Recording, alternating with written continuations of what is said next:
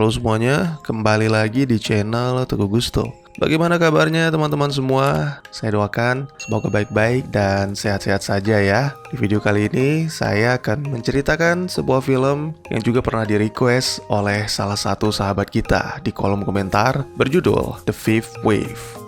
Adalah sebuah film fiksi ilmiah yang rilis di tahun 2016, disutradarai oleh J. Blakeson dengan naskah ditulis oleh Susana Hibah, Akiva Goldsman, dan Jeff Biegner. Berdasarkan novel karya Rick Yancey di tahun 2013 dengan judul yang sama. Film yang berdurasi 112 menit ini dibintangi oleh si cantik Chloe Grace Moretz serta bintang-bintang muda lainnya seperti Nick Robinson, Alex Roux, Maika Monroe, dan Zachariah Arthur. Cerita akan berpusat pada seorang gadis berusaha mencari adiknya yang terpisah ketika serangkaian bencana menimpa bumi dan seluruh umat manusia. Apakah gadis ini akan berhasil? Baik, daripada berlama-lama, mari kita langsung saja ke ceritanya.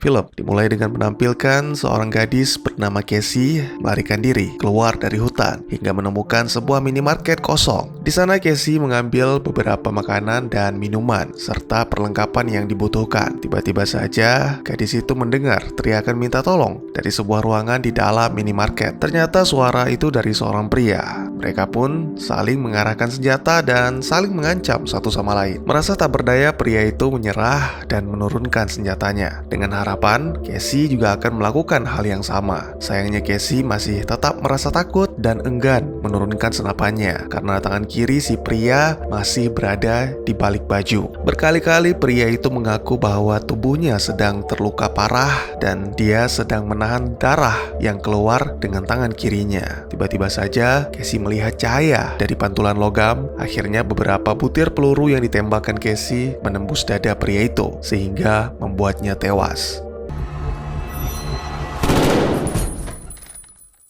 Alangkah terkejutnya Casey ketika mengetahui bahwa logam itu adalah sebuah liontin. Perasaan menyesal langsung memenuhi hati sehingga membuatnya terkenang akan beberapa minggu yang lalu ketika Casey masih menjadi seorang siswa SMA. Casey Sullivan adalah seorang gadis yang ramah, mempunyai banyak teman, dan menyukai seorang pemuda tampan bernama Ben Paris, yang mana merupakan seorang bintang olahraga di sekolahnya. Walaupun sering bergaul, Casey selalu disiplin akan jam malamnya. Dia tidak pernah membuat orang tuanya khawatir, serta selalu menyayangi dan menjaga adik laki-lakinya yang bernama Sam. Suatu hari ketika jam olahraga di sekolahnya, sebuah peristiwa aneh terjadi, di mana semua jaringan seluler hilang, bahkan seluruh ponsel tiba-tiba saja menjadi tidak berfungsi. Disinilah semua berawal, yang semua orang kira adalah akhir dunia, ternyata salah.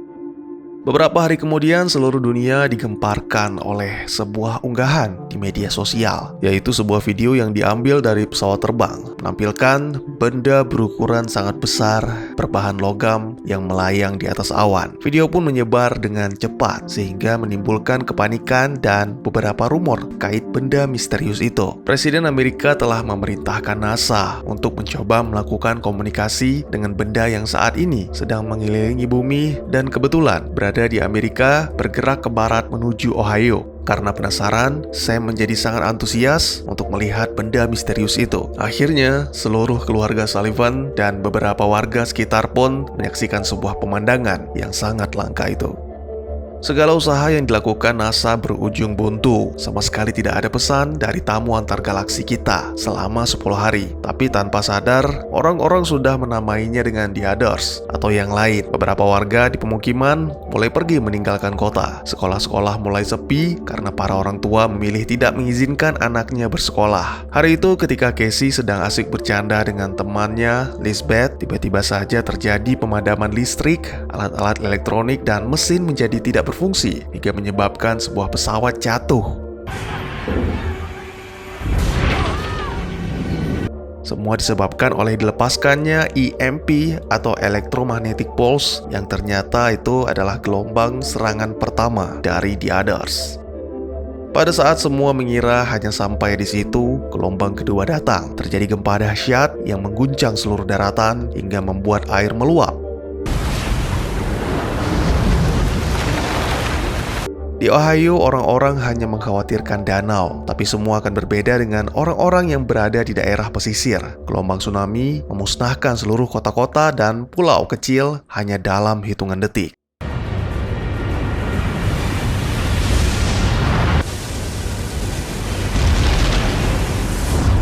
Jika mengira semua sudah berakhir, maka Anda salah besar. Ada 300 miliar ekor burung di seluruh dunia, yang mana jika dibagi, setiap manusia akan mendapatkan sekitar 75 ekor. Ibu Casey yang bekerja sebagai tenaga medis pernah mengatakan bahwa flu burung merupakan salah satu virus paling mematikan di dunia. Secara mengejutkan, The Others memodifikasi virus tersebut sehingga menjadi lebih mematikan untuk gelombang ketiga. Beberapa orang memiliki kekebalan tubuh, terpapar lalu sembuh, tapi tak sedikit pula jumlah korban yang meninggal dunia. Salah satunya adalah Ibu Casey. Tentunya kematian sang ibu membuat semua merasa terpukul, tapi mereka memutuskan untuk tetap kuat dan tabah demi berfokus menjaga anggota keluarga yang tersisa.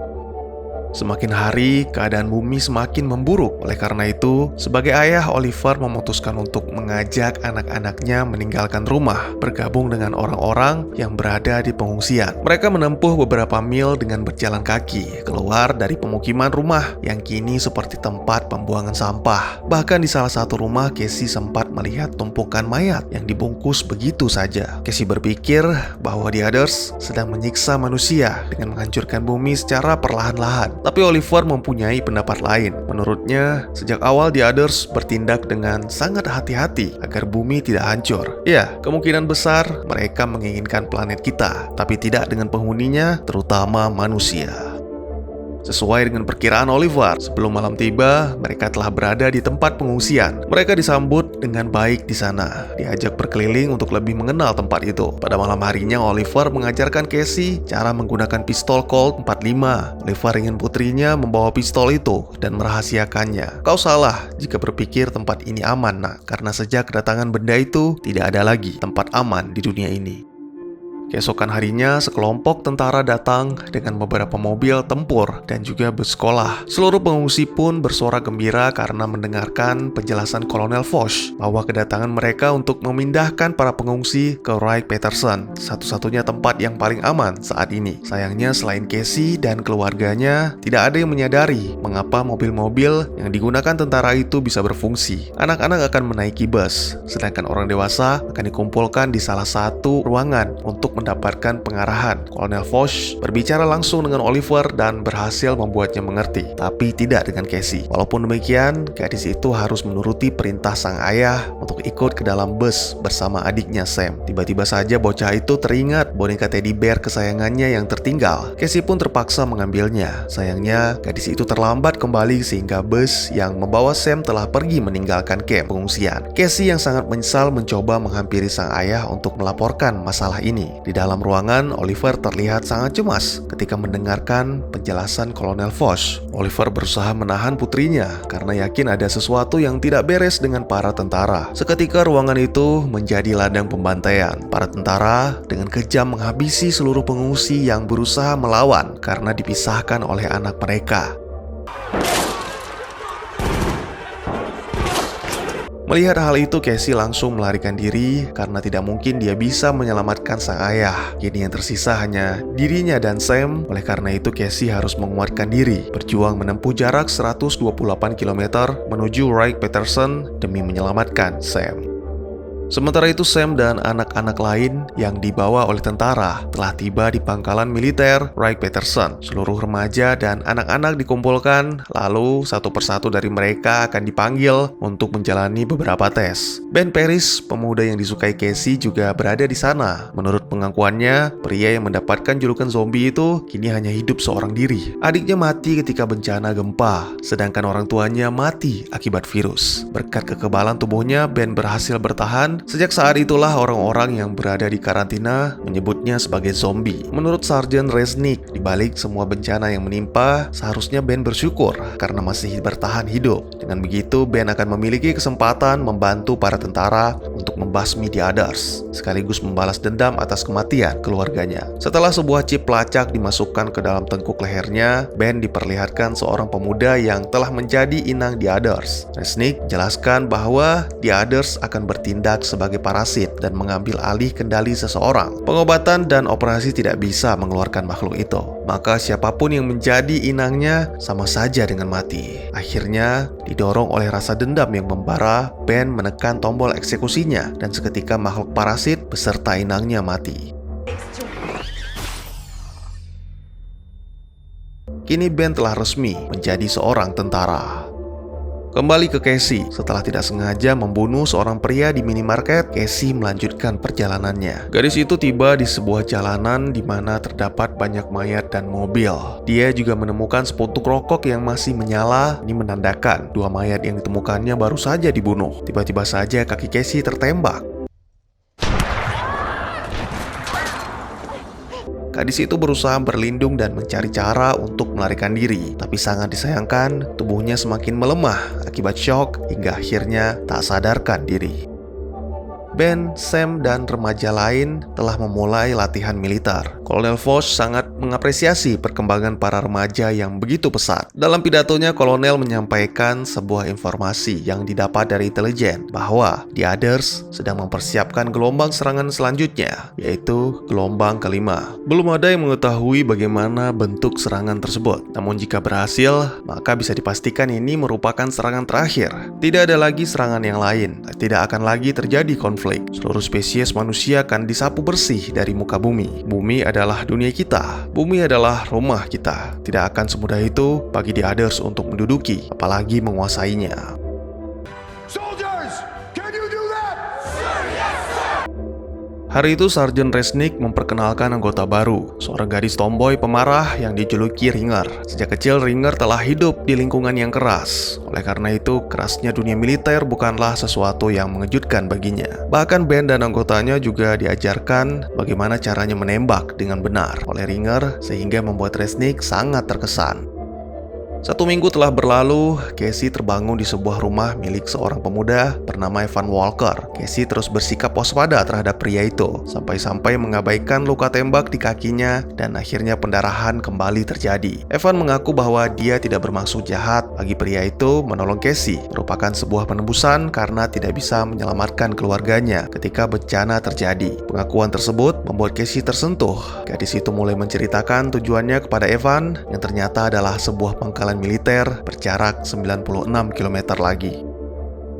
Beberapa hari kemudian setelah luka Casey membaik, tiba-tiba saja dia menemukan pistol Colt 45, pemberian sang ayah. Sebelumnya Evan sempat mengaku bahwa tidak menemukan apapun di dekat tubuh Casey, tapi pada kenyataannya benda itu disembunyikan di bawah lantai. Merasa ada yang tidak beres dengan Evan, Casey memutuskan untuk melarikan diri. Sangat disayangkan di tengah hutan dia terjatuh karena tersandung seutas tali yang diikatkan pada kaleng-kaleng sebagai alarm. Sebelum Casey mengumpulkan kesadarannya, Evan langsung menyergap gadis itu dan merebut pistolnya. Casey diminta tetap tenang karena drone milik The Others sedang berpatroli di atas mereka. Evan menjelaskan bahwa dia terpaksa berbohong demi keselamatan dirinya karena Evan mengira Casey adalah salah satu dari The Others. Casey yang awalnya marah tak bisa berkata apa-apa lagi sebab dia juga merasakan kekhawatiran yang sama dengan Evan. Mungkin Casey belum pernah bertemu The Others secara langsung, tapi hutan-hutan biasanya dipenuhi dengan mereka, termasuk pemburu yang tadi mereka lihat.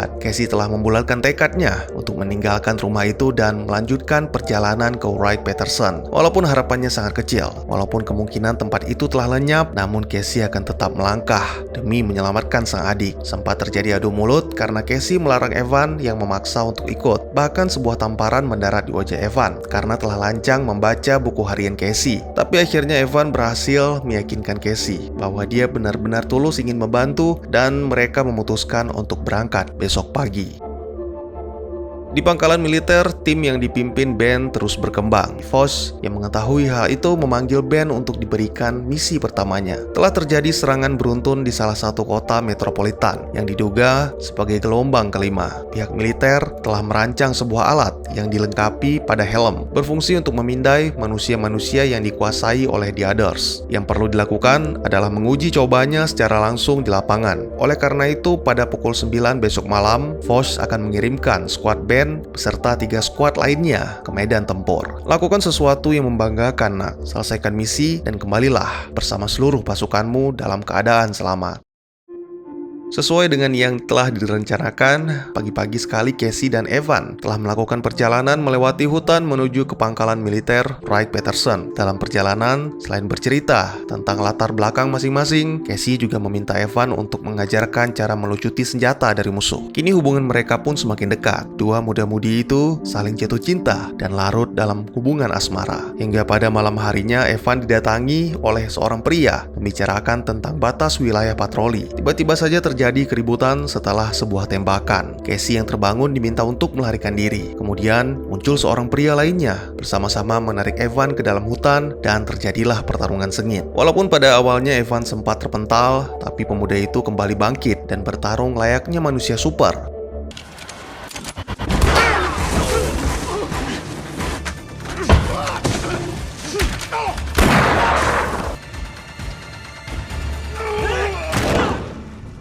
Selain lompatan tinggi dan gerakan yang gesit, Evan juga memiliki kekuatan yang luar biasa, sehingga dia bisa dengan mudah membanting seorang pria dengan bobot 90 sampai dengan 100 kg. Itu membuat Casey sangat ketakutan dan langsung mengarahkan pistolnya ke Evan setelah pertarungan selesai. Evan sadar sudah banyak kebenaran yang disembunyikan dari Casey, dan mungkin ini yang terburuk. Ya, dugaan Casey benar. Evan adalah The Others. Pemuda itu menjelaskan bahwa sebagian dari dirinya adalah The Others dan sebagian lagi adalah manusia. Evan adalah sleeper agent atau mata-mata The Others. Dahulu kala The Others pernah datang ke bumi hanya untuk mengirimkan para agent, tapi belum menjalankan tugas apapun. Bahkan agent tersebut tidak mengetahui jati diri yang sebenarnya. Kedatangan kembali The Others sama halnya seperti sebuah tombol untuk mengaktifkan seluruh agent agar kembali bertugas sebagai eksekutor. Tapi sejak bertemu dengan Casey, Evan merasakan sesuatu yang lain. Tiba-tiba saja sisi kemanusiaannya menjadi sangat kuat, terutama perasaannya terhadap Casey. Sulit bagi Casey untuk kembali mempercayai Evan. Gadis itu berjanji akan menembak Evan jika berani mengikutinya ke Wright-Patterson. Ternyata Sam adalah salah satu dari anggota skuadnya Ben dan merupakan anggota termuda dibandingkan yang lain. Sifat Ben yang sangat mengayomi anak buahnya membuat Sam merasa nyaman, sehingga hanya kepada Ben lah Sam berani menceritakan ketakutan yang dirasakannya. Biasanya di saat seperti ini sang kakak akan menemaninya tidur dengan sebuah nyanyian. Akhirnya malam itu pun ditutup dengan sebuah lagu yang dinyanyikan bersama oleh Ben dan Sam sebagai pengantar tidur. Keesokan malamnya misi berjalan tanpa Sam. Ben menjelaskan bahwa bocah malang itu mengalami keracunan makanan sehingga tidak diikut sertakan. Padahal sebenarnya Sam disekap di kamar mandi agar tidak bisa ikut ke medan tempur. Misi yang diberikan kepada mereka sangat sederhana, yaitu menyusup ke dalam wilayah musuh, temukan dan binasakan. Yang dimaksud musuh di sini adalah manusia yang telah dikuasai oleh The Others. Pemindai akan memberikan tanda warna hijau pada orang-orang yang akan menjadi target mereka. Misi yang dijalankan oleh skuad Ben bisa dibilang tidak berjalan mulus. Sejak awal, kedatangan mereka telah diketahui oleh musuh. Mereka pun seketika dihujani tembakan sehingga harus berlindung di dalam sebuah bus. Saat itu salah satu anggota skuad, seorang gadis yang dijuluki Tikap, merasa sangat ketakutan. Ditambah lagi, salah satu dari mereka mati di tempat setelah terkena tembakan, membuat kondisi semakin mengkhawatirkan. Don't do that. Don't scare me like that. Menurut Ben, satu-satunya cara agar bisa lolos adalah membuat pengalihan. Tanpa ragu, Ringer langsung menawarkan diri. Gadis itu sama sekali tidak mau dianggap remeh. Lagi pula sejak awal, dia tidak mau diatur siapapun. Untungnya kali ini rencana tersebut berjalan dengan mulus, dan mereka berhasil bergerak keluar dari medan pertempuran. Ringer menyadari bahwa semua menjadi semakin aneh. The Others terlihat seperti ketakutan ketika diserang tentara remaja dan anak-anak, sedangkan beberapa hari yang lalu, makhluk itu baru saja menciptakan bencana seperti kiamat. Pasti ada sesuatu yang disembunyikan oleh Kolonel Foch dan Resnick. Akhirnya gadis itu memutuskan untuk mengundurkan diri dan mencabut chip dari tubuhnya. Alangkah terkejutnya Ben dan yang lainnya, tiba-tiba saja alat pemindai menganggap Ringer sebagai musuh dan seketika semua mengarahkan senapan kepadanya. Sejak tadi Ben hanya diam merenungkan tentang apa yang telah dikatakan Ringer. Kemudian dia pun mencoba melakukan hal yang sama, melepaskan chip yang dikatakan sebagai alat pelacak, sehingga Ben juga dianggap sebagai musuh. Kini semuanya menjadi jelas. Pemindai itu memberikan tanda hijau bukan untuk menandakan The Others, tapi manusia. Semua alat yang diberikan oleh tentara adalah sebuah tipuan untuk memperdaya para remaja membunuh orang-orang yang masih bertahan. Pasti Foch, Resnick, dan para anggota militer adalah The Others. Mereka menggunakan anak-anak muda karena lebih mudah dikendalikan untuk menjalankan gelombang serangan kelima. Tidak ada jalan pulang bagi mereka jika melepaskan Chip. Kata-kata itu membuat Ben teringat akan Sam yang kini masih terjebak di pangkalan. Mereka pun mengatur siasat. Kali ini Ben akan kembali ke pangkalan demi membebaskan bocah malang itu. Selain mengakui siapa dirinya, Evan juga menjelaskan sedikit rencana The Others terhadap para remaja dan anak-anak. Oleh karena itu, Casey memanfaatkan informasi tersebut dengan berpura-pura menyerahkan diri agar bisa lebih cepat tiba di Wright-Patterson. Ternyata cara itu berhasil dan kini dia sedang menjalani tes kesehatan bersama Resnick, sama seperti Ben. Hanya saja di sini Casey telah mengetahui kebusukan The Others yang mengendalikan petugas. Casey langsung menghantamkan alat pemindai itu ke wajah Resnick dan memulai pergulatan. Lalu dia berhasil memanfaatkan kelengahan Sargent dan membuat kepalanya terbentur hingga tak sadarkan diri.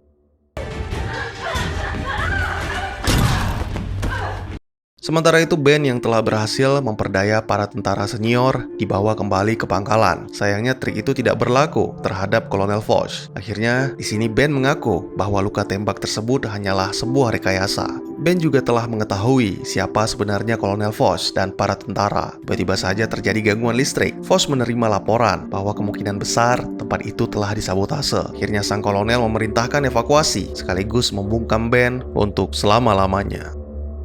Beruntung Ben berhasil melumpuhkan 2 prajurit yang membawanya sehingga bisa melarikan diri. Sangat mengejutkan, dia bertemu dengan Casey. Mereka berdua pun memutuskan untuk bekerja sama. Ditambah Evan yang tiba-tiba muncul membantu ketika mereka dalam keadaan terpojok. Evan telah memutuskan kepada siapa dia berpihak. Cintanya kepada Casey telah membuat Evan memantapkan pilihannya untuk berjuang bersama manusia. Pria itu telah menyabotase dan memasang bom di pangkalan. Oleh karena itu Casey diminta segera menemukan Sam, kemudian melarikan diri. Akhirnya berkat bantuan Ben, Sam berhasil ditemukan ketika hendak naik pesawat. Sebuah pertemuan kembali yang sangat mengharukan antara Casey dan adiknya. Tapi Ben tidak bisa membiarkan momen itu terlalu lama karena mereka harus berpacu dengan waktu sebelum bom meledakkan tempat itu. Upaya mereka melarikan diri tidaklah mulus. Mulai dari serangan helikopter oleh Foch dan pasukannya hingga daratan yang terbelah akibat ledakan.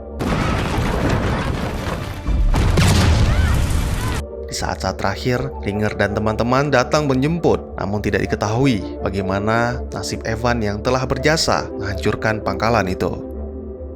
Film pun ditutup dengan menampilkan Casey bersama Sam dan seluruh skuad band berkumpul di sebuah tempat yang aman. Casey berpikir bahwa mereka harus mencari cara untuk menyelamatkan remaja dan anak-anak yang lain. Ben juga setuju dengan gagasan itu, tapi saat ini mereka harus memulihkan diri, baru kemudian mengatur rencana untuk misi penyelamatan. The Others melihat harapan sebagai kelemahan dan khayalan, tapi itu semua salah karena harapan membuat kami bertahan hidup, harapan membuat kami ingin menang, dan harapan jugalah yang membuat kami tetap menjadi manusia. Akankah umat manusia berhasil bersatu dan melakukan perlawanan, atau punah tergantikan oleh mereka yang disebut The Others? Dan tamat. Bagaimana dengan alur ceritanya? Apakah menarik? The Fifth Wave meninggalkan beberapa pertanyaan yang belum terjawab. Salah satunya adalah siapa The Others dan dari mana mereka berasal. Penonton sengaja dibuat bertanya-tanya karena bukunya sendiri merupakan trilogi. Casey dan yang lainnya masih harus berjuang untuk menyelamatkan anak-anak dari Kolonel Foch. Mari kita masuk ke segmen penjelasan. Untuk soal tampang sudah tidak perlu diragukan lagi. Evan Walker yang awalnya sama sekali tidak memiliki perasaan bisa jatuh cinta terhadap gadis imut yang satu ini. Tapi yang menjadi poin saya tidak hanya itu, melainkan cara berpikirnya yang begitu teliti dan waspada. Sejak awal dia sudah menyadari bahwa ada yang tidak beres dengan para tentara hanya dengan melihat kendaraan mereka yang masih berfungsi. Kecurigaan semakin bertambah dengan sebuah perintah memisahkan anak-anak dan orang tuanya, hingga akhirnya dia melihat dengan mata kepalanya sendiri tentara membantai para orang tua. Hebatnya lagi, walaupun memang dalam keadaan ketakutan, Casey sama sekali tidak bertindak gegabah dengan menghampiri ayahnya. Sadar akan ketidakmampuannya menyelamatkan sang ayah, Casey mengambil keputusan yang bijak dengan lebih dulu bersembunyi. Lalu setelah aman, barulah dia memeriksa keadaan ayahnya. Karena jika mereka berdua mati, tidak ada yang akan menyelamatkan Sam. Selain itu, sejak awal dia juga menaruh kecurigaan kepada Evan. Pada awalnya jarak ke Wright-Patterson adalah 46 mile atau sekitar 74 km lagi. Tapi Evan memberikan keterangan palsu dengan menginformasikan jarak pangkalan menjadi 60 mile atau sekitar 96 km lagi. Yang kedua adalah ketika Evan mengatakan menyelamatkan Casey merupakan penebusan atas kesalahan karena tidak bisa menyelamatkan orang tuanya, sekaligus menjadikannya lebih manusiawi. Di sini Casey sempat terdiam karena saya pikir bagaimana mungkin manusia membutuhkan bantuan untuk menjadi manusiawi. Biasanya kalau di film-film yang mengatakan kalimat ini adalah robot, android, atau AI yang berusaha merasakan perasaan manusia. Yang ketiga adalah ketika Evan menjelaskan kemungkinan besar Sam yang dibawa ke pangkalan telah mati karena tempat di mana orang-orang berkumpul selalu menjadi sasaran alien. Nah, ini lebih mencurigakan lagi. Evan selama ini di hutan yang jauh dari tempat perkumpulan. Kecil kemungkinannya dia mendapatkan informasi tanpa adanya radio dan alat komunikasi. Apalagi dia menyebutkan bahwa hutan dipenuhi dengan The Others yang menyamar menjadi manusia. Bagaimana mungkin bisa mengetahui segala sesuatu yang terjadi di luar, kecuali dia adalah salah satu dari mereka. Oleh karena itu, Casey memutuskan untuk pergi sendiri. Tapi, di balik semua kebohongan itu, selama beberapa hari, Evan tidak pernah melakukan hal yang buruk. Bahkan pemuda itu dengan tulus mengobati dan mengawal Casey ke Wright-Patterson. Itulah yang membuat Casey tidak berusaha melawan ataupun melarikan diri lagi.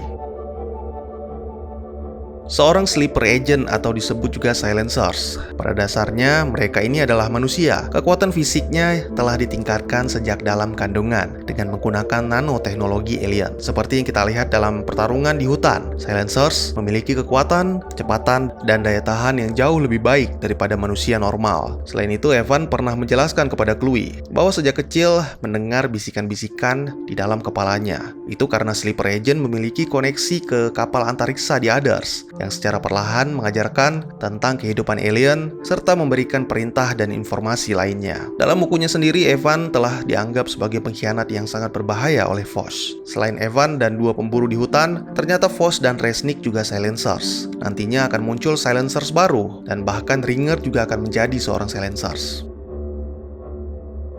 Adalah alien yang datang dari konstelasi bintang Lyra, tepatnya di sebuah planet bernama Kepler 428b yang berjarak sekitar 470 tahun cahaya. Memiliki kecerdasan dan peradaban yang sangat maju. Bahkan untuk menyerang bumi, mereka hanya mengirimkan AI. Ya, kapal antariksa yang melayang dan mengelilingi bumi hanyalah sebuah AI yang diprogram untuk memusnahkan manusia. Semua serangannya sangat hati-hati dan penuh perhitungan. Mulai dari serangan pertama yang melumpuhkan teknologi dan senjata manusia, sekaligus menyebabkan sedikit kematian dengan kecelakaan transportasi. Gelombang kedua yaitu bencana gempa dan tsunami bertujuan untuk memusnahkan peradaban. Yang ketiga adalah wabah penyakit yang khusus ditujukan untuk mengurangi populasi manusia. Barulah setelah itu serangan keempat. The Others mengambil wujud manusia untuk menyusup dan para silencers atau sleeper agent diaktifkan sebagai terminator yang memburu manusia satu demi satu. Ini menyebabkan rasa percaya antara sesama manusia hilang. Dengan begitu, rasa kemanusiaan pun ikut lenyap. Berhasil menyusup dan berbaur, serangan kelima dimulai. Merampas anak-anak dari orang tuanya secara halus dengan iming-iming perlindungan. Lalu anak-anak itu akan dimanipulasi seperti yang dilakukan terhadap Ben dan yang lainnya. Ini merupakan serangan paling licik dan kejam,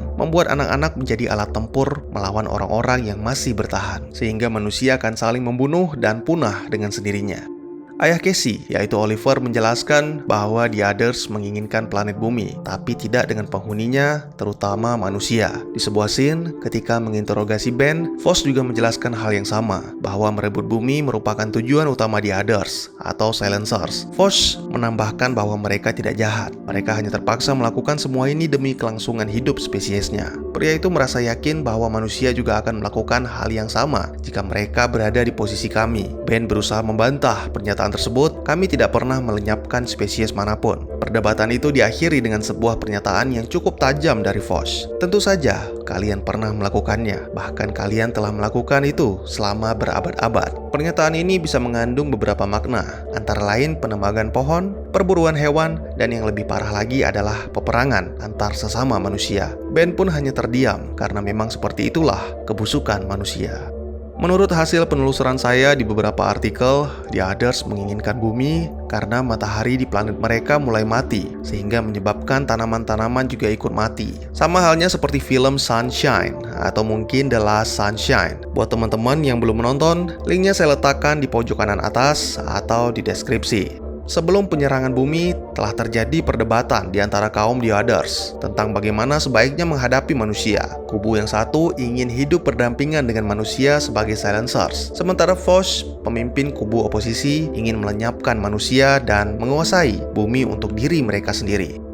Intinya film ini memperingatkan kita untuk selalu menjaga dan merawat apa yang kini masih menjadi milik kita. Karena sesuatu yang kita remehkan akan menjadi sangat berharga ketika telah dimiliki orang lain. Bagi teman-teman yang punya teori tentang film ini ataupun ingin berdiskusi, atau mungkin juga teman-teman punya referensi film lain untuk kita review, silahkan tuliskan di kolom komentar, atau bisa DM ke Instagram saya di @tegugusto. Insya Allah pasti akan saya baca. Mari kita jadikan kolom komentar sebagai sarana penambah wawasan dan menciptakan jalinan persaudaraan, bukannya malah menjadikannya sebagai tempat pembulian sehingga menciptakan permusuhan. Sekian dulu teman-teman, terima kasih atas perhatiannya. Jangan lupa untuk share, like, dan subscribe sebagai bentuk dukungan kalian demi perkembangan channel ini. Saya Gusto, sampai jumpa di video selanjutnya. Dadah!